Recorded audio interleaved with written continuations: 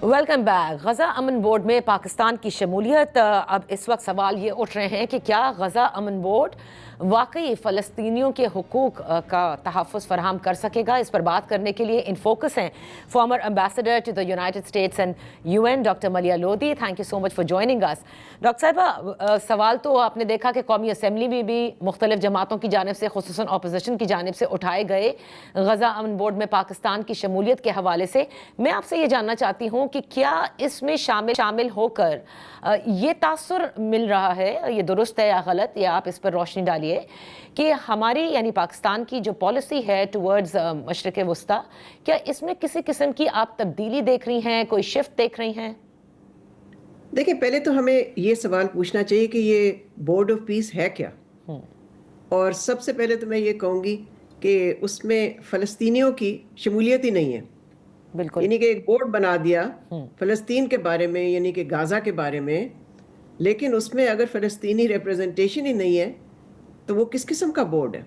दूसरी चीज़ मैं कहूँगी कि उसका जो चार्टर है उसमें गाज़ा का नाम तक नहीं है, और उसमें ये है कि जी ये जो बना रहे हैं फोरम या ऑर्गेनाइजेशन, आप जो मर्जी लफ्ज़ इस्तेमाल कर लें, ये मुख्तलिफ ग्लोबल कॉन्फ्लिक्ट्स को भी एड्रेस करेगा।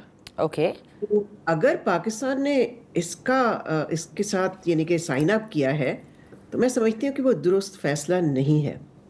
अब लोगों का ये कहना और हुकूमत का भी ये कहना कि नहीं नहीं ये तो फ़लस्तीनियों की हम डिफेंस में कर रहे हैं, जी। तो अगर फ़लस्तीनियों का से ही नहीं है इसमें तो ये किस तरह का बोर्ड है फिर? सही। मेरा तो अपना ख्याल ये है कि ये ट्रंप ने जानबूझ के किया है। मुल्कों को शामिल करने की कोशिश इसलिए की है कि उसको इंटरनेशनल एक तरह से आप कह लें कवर चाहिए है, या लेजिटिमेसी चाहिए है, सपोर्ट चाहिए है, जो फैसले वो यूनिलैटरली करेगा। इसमें जो मुल्क शामिल हो रहे हैं उनका कोई से नहीं होगा कि गाज़ा में होता क्या है। जैसे मैंने कहा, गाज़ा का नाम तक नहीं है इसमें। तो ये तो एक स्मोक स्क्रीन है। मैं समझती हूँ जिन मुल्कों ने ज्वाइन किए हैं उन्होंने सिर्फ सदर ट्रंप को खुश करने के लिए किया है। मैं नहीं समझती इसका फ़लस्तीनी अवाम के साथ हिमायत का कोई ताल्लुक है। आपको लगता है कि इसमें शामिल होकर हमारा ये तासुर मिल रहा है कि हमारी पॉलिसी टुवर्ड्स मशरिक़ वस्ता चेंज हुई है? क्योंकि हुकूमत तो ये कह रही है ना कि इजराइल बारे हमारी पॉलिसी बिल्कुल वही है, फ़लस्तीन की हक़ खुद इरादियत के हवाले से हमारी पॉलिसी वही है। तो फिर इस अमन बोर्ड में शामिल होकर क्या पाकिस्तान की इतनी से हो सकती है कि फ़लस्तीनी जिनकी नुमाइंदगी भी इस बोर्ड में नहीं है उनके हुकूक के लिए बात किया जा सके? नहीं, इसमें कहाँ से होगी पाकिस्तान की। देखें, ये 3 टियर्स हैं इसके, चौथा भी एक टियर है जो टेक्नोक्रेटिक है। उन 3 टियर्स में जो लोग हैं शामिल वो अमेरिकन है, ज़्यादातर प्रो इजराइल हैं, टोनी ब्लेयर है। तो उनको जो एग्जीक्यूटिव फंक्शंस हैं वो तो उन काउंसिल्स की या उन बोर्ड्स की है जिनमें कि इनकी शमूलियत है। ये जो बोर्ड ऑफ पीस है आप खुद अंदाज़ा कीजिए कि इसके यानी कि इन्होंने इनविटेशंस भेजी हैं 59 कंट्रीज को। जो 60वां मुल्क है वो तो अमेरिका खुद है।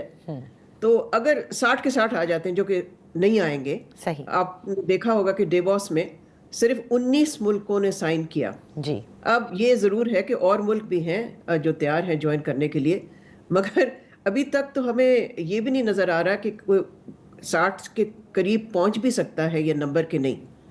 तो बहुत से मुल्क क्यों फिर नहीं इसका हिस्सा बन रहे?